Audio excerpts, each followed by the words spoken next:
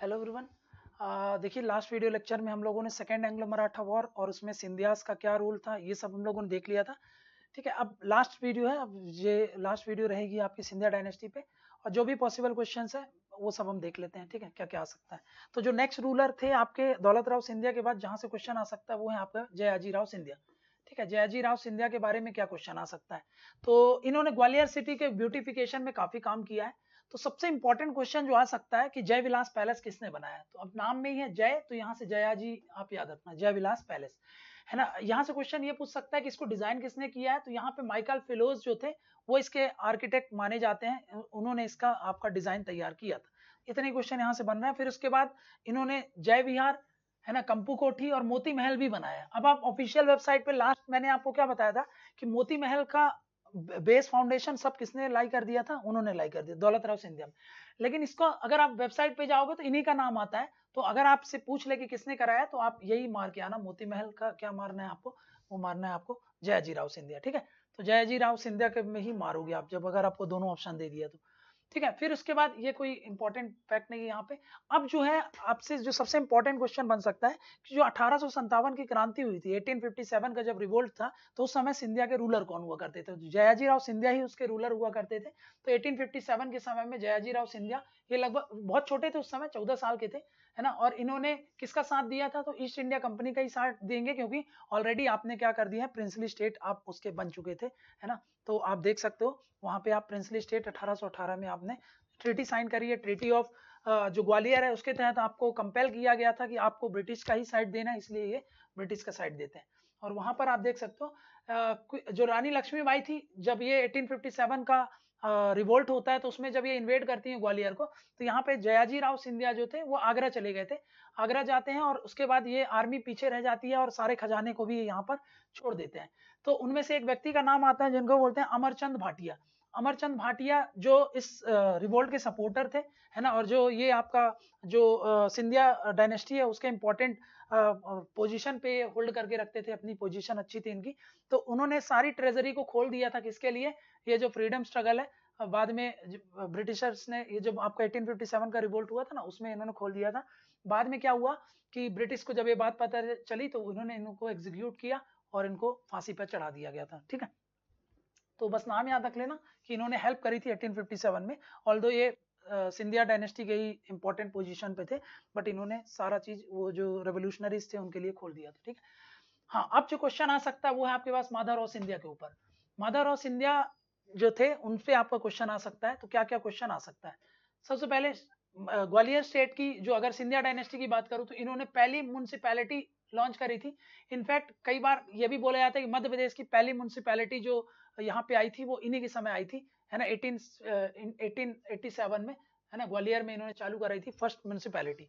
और 1912 में आप देखोगे तो इन्होंने पंचायती व्यवस्था हमारे मतलब जो सिंधिया डायनेस्टी वहां पर पंचायती व्यवस्था का भी प्रावधान किया था। ठीक है, फिर उसके बाद यहाँ पे आप देख सकते हो जो सबसे इंपॉर्टेंट कंट्रीब्यूशन इनका है वो ये है कि आपके पास यहाँ पे जो विक्टोरिया कॉलेज है और सरदार कॉलेज है जो ग्वालियर में, वहां पे उन्होंने उसका फाउंडेशन या फिर उनको बनवाया है। और उसके बाद यहाँ पे स्टेट की पहली, मध्य प्रदेश की पहला डैम, मध्य प्रदेश की पहली जो इलेक्ट्रिसिटी थी वो इन्हीं के समय में बनाई गई थी। तो पहली जो इरिगेशन डिपार्टमेंट भी इन्होंने ही बनाया था। तो एग्रीकल्चर के लिए काफी कुछ कंट्रीब्यूशन किया था इन्होंने। तो यहाँ पे आप देख सकते हो 1905 में इन्होंने इरिगेशन डिपार्टमेंट बनाया और उस इरिगेशन डिपार्टमेंट के तहत बहुत सारे डैम्स बनाए गए। और ये हरसी डैम, तिगरा डैम, ककेटो डैम। तो ये तिगरा डैम को पहला डैम माना जाता है, first dam of Madhya Pradesh है ना, ये माना जाता है first dam of Madhya Pradesh, artificial जो बनाया गया था। फिर उसके बाद इन्होंने शिवपुरी को अपनी समर कैपिटल बनाई थी, तो उस चीज के बारे में भी याद रख लेना। इन्होंने माधव विलास पैलेस बनाया शिवपुरी में है ना, जो कि अब ट्रेनिंग सेंटर है आईबी का। तो माधव विलास पैलेस भी बनाया था, इस चीज को याद रखना। उसके अलावा जो है आपने सबने ये हम सब पढ़ते हैं हमेशा, ये जॉर्ज कासल जो है आपका माधव नेशनल पार्क के अंदर इन्होंने ही उसको बनाया था। फिर उसके बाद इन्होंने सांक सागर लेक बनाया है ना, कौन सी नदी है, मनिहार रिवर है, मनिहार रिवर उस पर क्या बनाया इन्होंने, सांक सागर लेक बनाया, जो कि अब क्या है आपका एक रामसर साइट है ना, रामसर साइट है, रामसर साइट।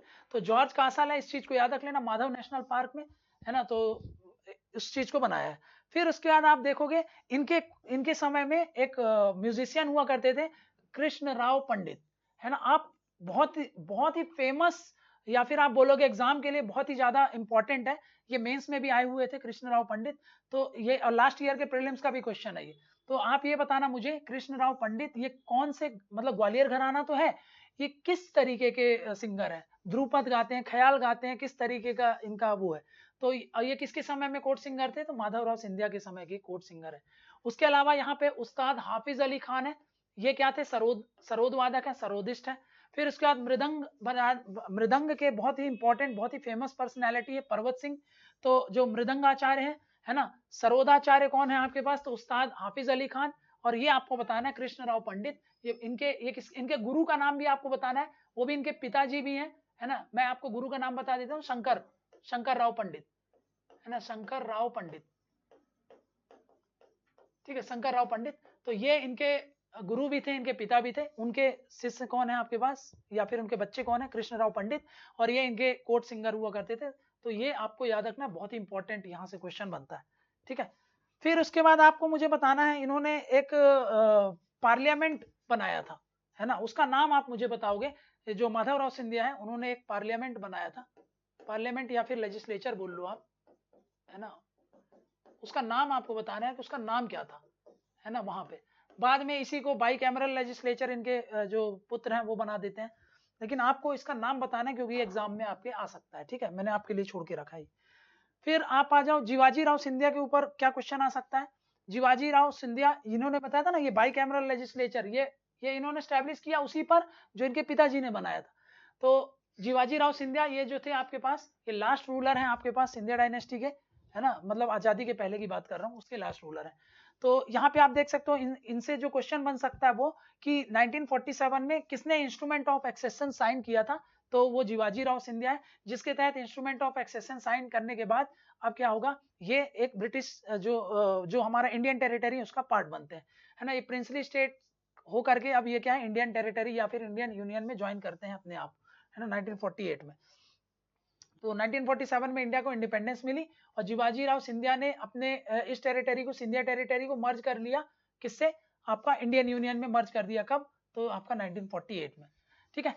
और बाद में फिर आपको पता है कि इसके जो आपके सिंधिया डायनेस्टी जो है, उसके 25 प्रिंसली स्टेट मिल करके मध्य भारत प्रोविंस बना लेते हैं, है ना। और जिसमें बाद में आप देख सकते हो जीवाजी राव सिंधिया को क्या बनाया जाता है, पहला आपका राज प्रमुख या फिर फर्स्ट गवर्नर बनाया जाता है, किसका, मध्य भारत प्रोविंस का। तो मध्य भारत प्रोविंस का जो है आपके पास, इनको क्या बनाया जाता है, राज प्रमुख। तो आपसे पूछ सकता है कि जब मतलब आजादी के बाद जब आप देखोगे मध्य भारत प्रोविंस जब बनाया गया था, मध्य भारत प्रोविंस सेंट्रल इंडिया जो प्रोविंस था, सीआईपी जिसको बोलते हैं, तो सेंट्रल इंडिया प्रोविंस का फर्स्ट राज प्रमुख कौन था, तो उसके फर्स्ट राज प्रमुख कौन थे आपके पास, तो जीवाजी राव सिंधिया, ठीक है। तो ये बात आपको याद रखना है, यहाँ से ये क्वेश्चन बनता है ना। इन्हीं का जो विवाह हुआ था, उनको आपको पता है किससे हुआ था, तो विजय राजे सिंधिया से इनका विवाह हुआ था, ठीक है। तो यहाँ पे आप देख सकते हो, इससे आपका क्वेश्चन बन रहा है, इससे आपका क्वेश्चन बन रहा है, इससे आपका क्वेश्चन बन रहा है, ठीक है। अब आपको कुछ क्वेश्चंस बताने हैं मुझे, है ना, जैसे कि मैं आपसे बोलूं, या फिर क्वेश्चंस मैं आपको डिस्क्रिप्शन बॉक्स में एक क्वेश्चन अटैच करता हूँ, इसी के नीचे 2-3 क्वेश्चन है, उसको आप देखना, है ना, बहुत ज्यादा इंपॉर्टेंट फैक्ट है, वो आपके एग्जाम में आ सकते हैं, क्योंकि वीडियो बहुत ज्यादा लंबी हो जाएगी, क्योंकि क्वेश्चन टाइप नहीं है, मैं जब लिखूंगा तो बहुत ज्यादा हो जाएगा, ठीक है। तो इस चीज को आपको ध्यान में रखना है। और यहाँ पे हम लोगों ने सिंधिया डायनेस्टी को कंप्लीट कर लिया है, ठीक है। तो यहाँ से सिंधिया डायनेस्टी कंप्लीट होता है, ठीक। और बाद में अब हम जो करेंगे वो है आपके पास होलकर डायनेस्टी, ठीक है। तो ये जो है आपका, अब हम इसको देखेंगे, वो है होलकर डायनेस्टी। तो यहाँ पे हम लोगों ने जो जो पॉसिबल क्वेश्चन है वो आपको, मैंने आपको सब कुछ समझा दिया है ना।